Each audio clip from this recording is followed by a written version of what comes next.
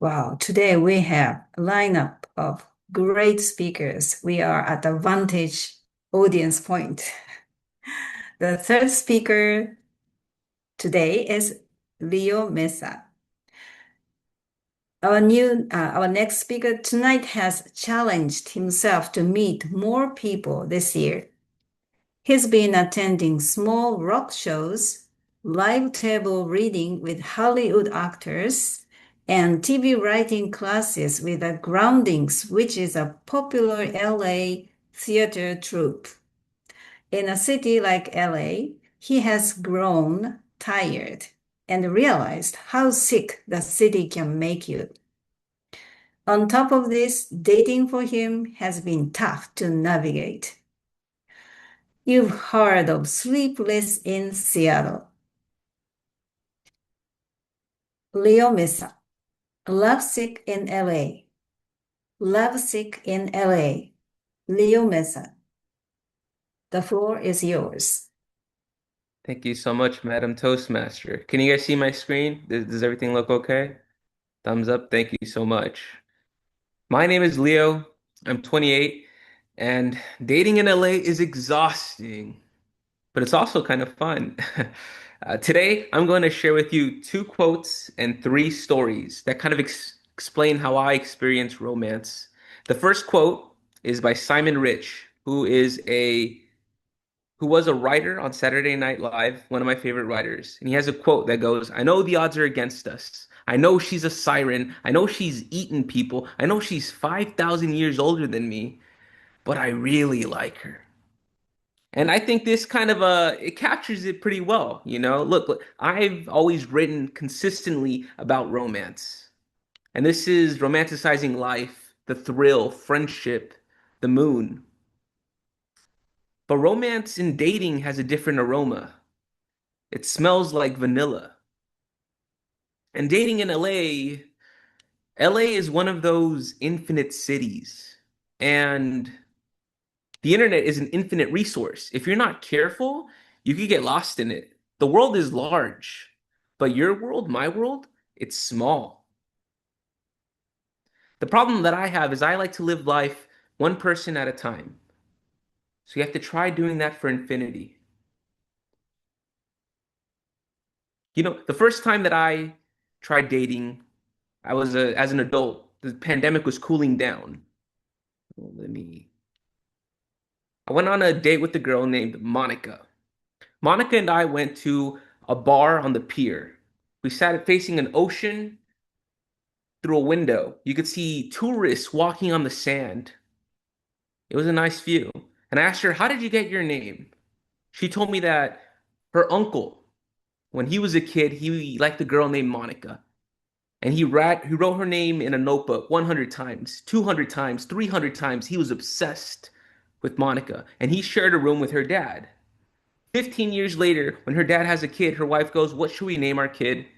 For some reason, he thought Monica. Now, that's my favorite kind of story. It's weird, it's romantic, it's truer than fiction. Spoilers, it didn't work out, but that's okay. Let's move on to the beginning of this year. I went on a first date on Valentine's Day. This person's name was Covina. We went to go see a movie called Send Help, directed by Sam Raimi. I would recommend it. It's a very fun movie. And then afterwards, we walked around the city at night. The lights were glowing all around us. I bought us mango peach pies from Jollibee, and we started talking about life. But while we were eating, this is something I say on all my dates. I eat like a monster because I'm a hungry boy. It never.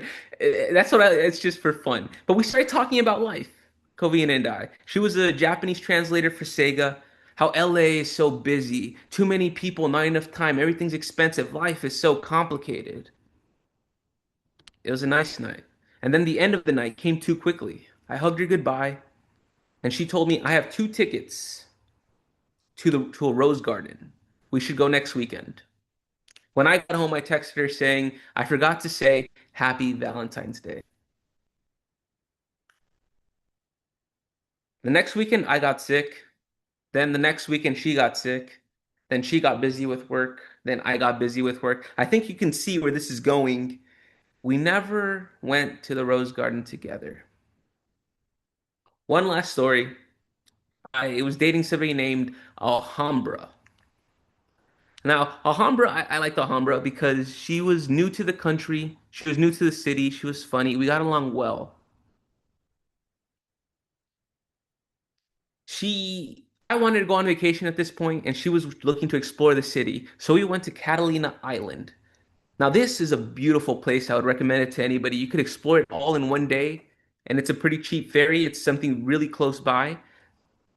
We rode our e-bikes through the avenues, and when we got lost, the locals were kind enough to take us back into the city. We started eating at a Mexican restaurant where they had handmade tortillas and had made horchata.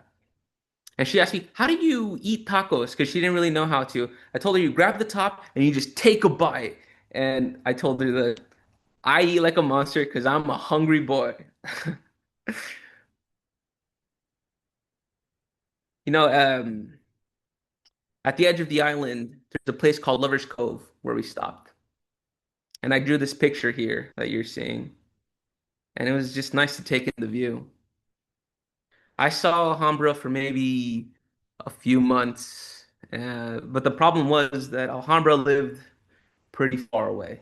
On the worst day, I drove 200 miles from my home to a job, to an interview for writing. And we were at her place. We were watching dinner and a movie, and we were both kind of falling asleep. And as I was watching her fall asleep, I realized I had to get home to feed my cats. I realized two things. One, Catalina Island horchata was the best drink of my life. And two, it wasn't gonna work out with Alhambra. At 1 a.m., she walked me to my car. I grabbed her hand and I let her go. So, dating in LA is a lot of fun, but it is exhausting. But when you spend a few months or a year or even one evening with the person, you're lost in a moment and you're sharing a memory together. And I think that's what makes it beautiful.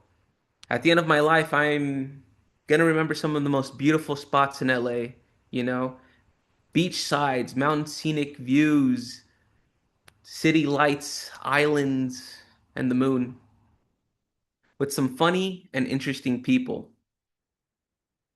And I get to make pretty women laugh. That's one of my favorite things in the world. Selfishly. Oh yeah, okay. There's one last quote that I wanted to share with you. This is at the end of the movie The Shape of Water by Guillermo del Toro.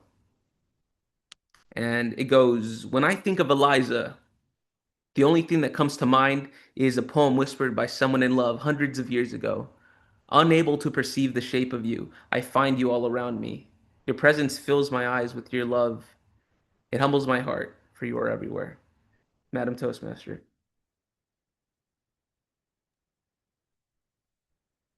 Thank you, Leo, for sharing three colorful romantic episodes with us.